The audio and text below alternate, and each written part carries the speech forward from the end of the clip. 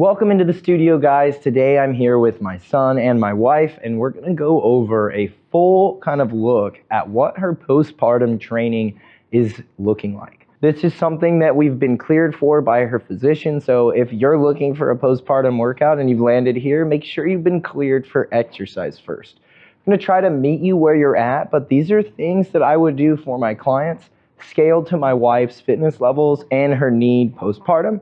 And of course, you're gonna have to adjust these to kind of meet where you're at, but this is some pretty universal stuff to help you rebuild strength and mobility, not just in your core and your pelvic floor, but in key muscles and movements that are integral, not just for being a parent, but for aging and building strength overall. So let's get into the session. All right, guys, by the way, this is my wife. She's gonna be modeling and demoing throughout the video today to keep it practical and sensible. We're gonna start out with some core exercises to help with the development of strength and rotation in the core. These are things that we need all the time, but especially after having a baby, you need to regain these functions. So before we get into the weights, we're gonna start with some core work. Let's get into the first exercise. The first exercise we're gonna do is for the abdominals, the rectus abdominis or the six pack, the transverse abdominis or the muscles kind of inside or beneath your abs, your hip flexors, and your pelvic floor. It's called a dead bug. You start by extending your arms out and having your knees bent at 90 degrees.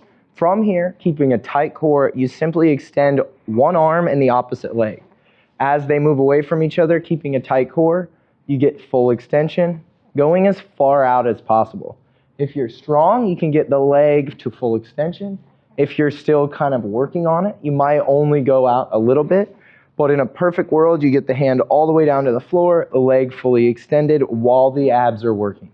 We're gonna do 1 to 2 sets of about 10 to 12 per side here to help to develop those important muscles of the intrinsic core as we get back into exercise. Let's move on to our second exercise here. The second exercise we're gonna do for the core is to regain the ability to rotate. It's a wood chop. Now the wood chop specifically hits the obliques, but it also opens up the thoracic spine, or the middle portion of the back where we get rotation. After you've had a baby, you have a big belly in the front, you're doing a lot of breastfeeding with the spine flexed, we might lose some mobility in here. But working these wood chops not only trains the obliques, it gives us the ability to regain rotation through that valuable part of our spine. So the dead bug and the wood chop really work together to create a nice combination of stability and mobility in the key areas of our midsection. We've done something kind of to elongate, something here to rotate, and now we're gonna finish with our final core exercise. Let's go ahead and really quickly flip so everyone can see what it looks like. You wanna go both ways. About 10 to 12 rotations each way is perfect. So after we've done dead bugs and wood chops, we're gonna finish our warm up and then get into the lift portion. The last thing we're gonna do for our warm-up is getting into the lateral portions of the hips. These are our abductors. Again, these are muscles that after having a baby, after going through labor, after spending 9 months pregnant, it's nice to get these things back up and running and strong. And we really use them in a lot of single leg stuff, like lunging and step-ups, but it can be really hard to do those right away. So these hip abductions are awesome. You've probably seen people do them on the cable. We're doing them here with the band. The goal here with this exercise is to strengthen the muscles on the outside of the hip, the gluteus medius, which perform this abduction. If this is too easy, all you need to do to make it harder is move the band further down your leg. It increases the length and the distance of what we call the moment arm or the lever, making it much, much harder. And again, just like the wood chop, we want to get both sides. Once you've completed the dead bug, the wood chop, and the hip abduction from both sides, your core stability is ready to go. You've trained thoracic spine mobility and obliques, and you've trained into your glutes and hips to get ready for a great workout. I would say if you're not quite yet ready to go to do weights, just doing these 3 is probably a great start. But if you've been fully cleared, like we talked about, this is the best part of the workout. This is where we're gonna rebuild that strength, muscle, and mobility. Let's get into exercise number 1. Okay, so our first exercise of the day, our first strength exercise is a lat pull down. The lat pull down is a compound exercise, which means it works multiple joints and multiple muscles.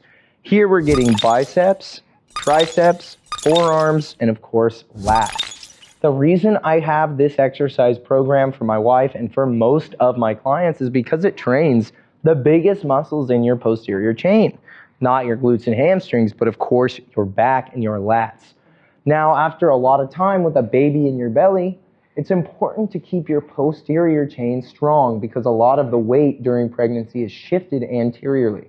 So, rebuilding these muscles postpartum is really, really important, and a lat pull down is a great place to start because it's a highly stable exercise with almost no margin for error. All you have to do is get under, pull straight down, and be slow and controlled on the way back up.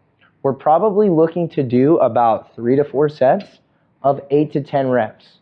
You could drive that all the way down to 1 to 2 if you're just getting started, but we're 6 weeks in and we've been doing about 2 to 3 sets of 12 to 15 of these when we train.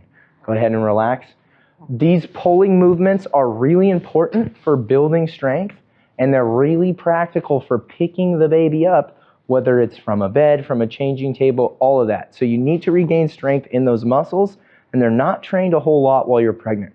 Let's move on to the second exercise in the series. Taking a break from this episode to tell you a little bit about my coaching company, Core Coaching Method.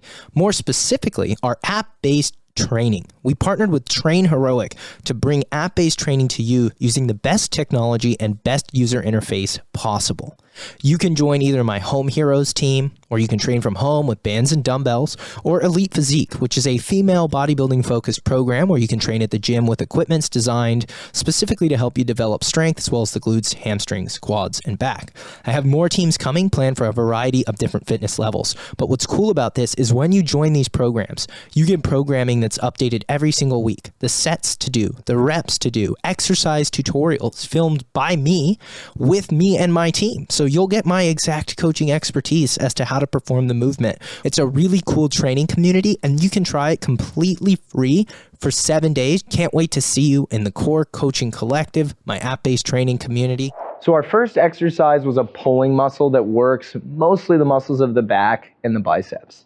The second exercise we're going to do is an incline chest press.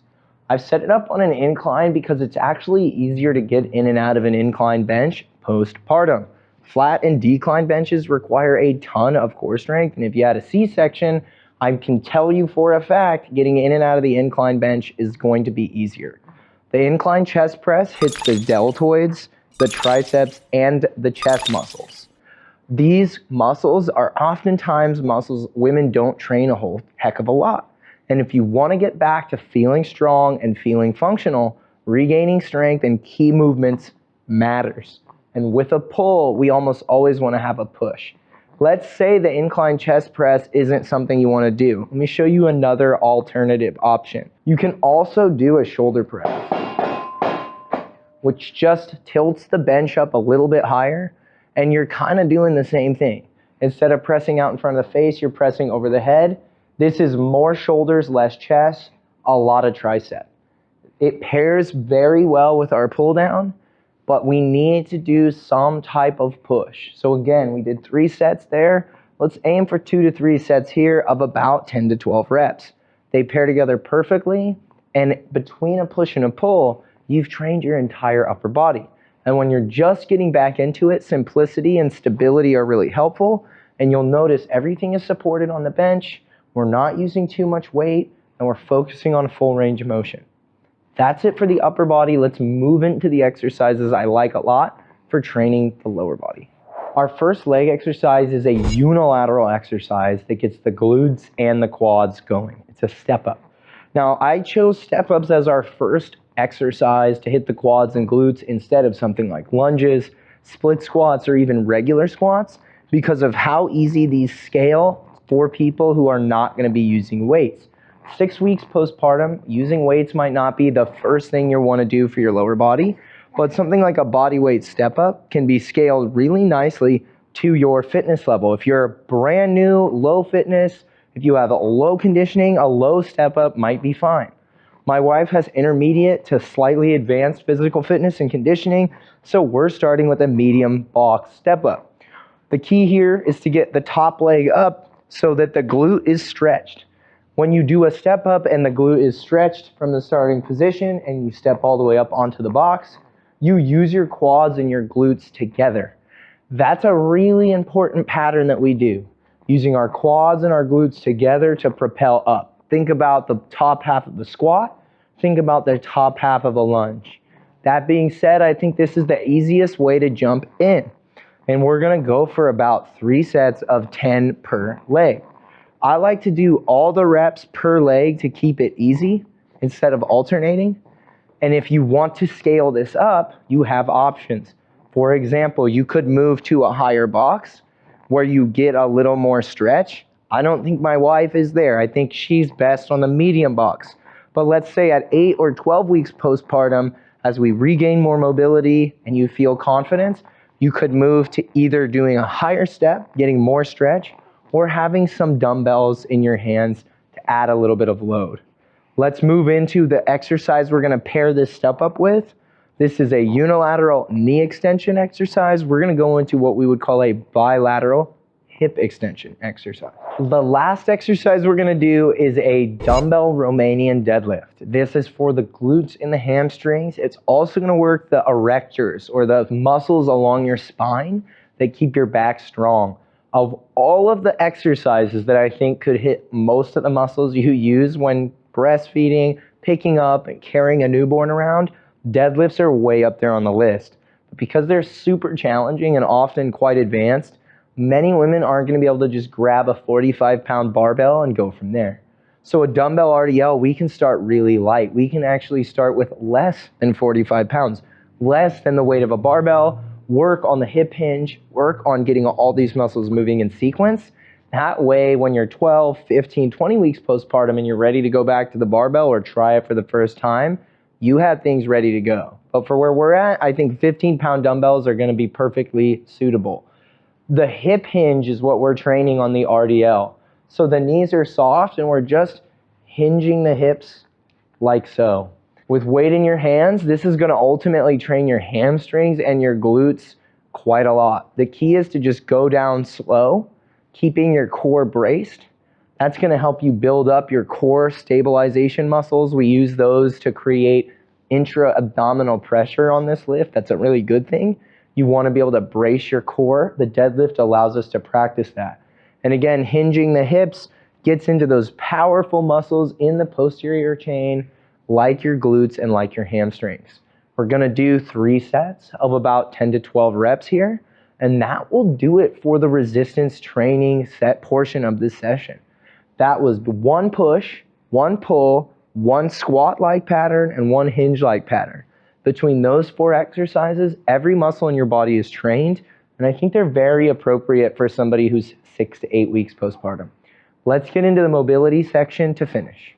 We're going to finish with one of my favorite mobility exercises for your hips. Where you feel strength and tension and challenge in movement postpartum might be unique to you, but for a lot of women that I've trained over the years, the hips really have a tough time because the pelvic bone changes through labor and through pregnancy. These 90-90s here tend to feel really good. We're keeping a 90-degree angle at the ankles and knees, and we're rotating from side to side, kind of like windshield wipers. These are a great way to get into the capsule of your hip, help to open things up, and help to mobilize. I like these post-workout while I work on my breath. Something you could do while doing this is nasal breathing as well. That can be beneficial. But a little mobility after you've trained your muscles is a great way to unlock some new movement and get your joints to feel quite good. Let's review everything we did today and close out. All right, folks, thanks for making it all the way to the end of the video. I know it's hard to get back into exercise postpartum, but reviewing what we did today, remember, we started first with our core and our spine. Those are very important and things that take a toll during a 9-month pregnancy period. Then we got into our weight training, which was very simple. We did a push, a pull, a single leg knee extension, and some hip extensions. Those 4 types of movements train every muscle in the body. If you are cleared by your physician, you still might not be ready for that kind of volume. So feel free to do 1, even 2 sets. Listen to your body. We also finished with a little mobility, which I think is super important because many of you will lose mobility after 9 months of being pregnant, and breastfeeding, lying around, being sedentary, depending on how you gave birth. But if you've been cleared by your physician and you're looking to get back in shape, be sure to hit subscribe, hit the like button, ding the notification bell to be updated when we drop more videos in this series as we progress through my wife's kind of postpartum journey. Thanks for tuning in, and I'll catch you guys on the next episode.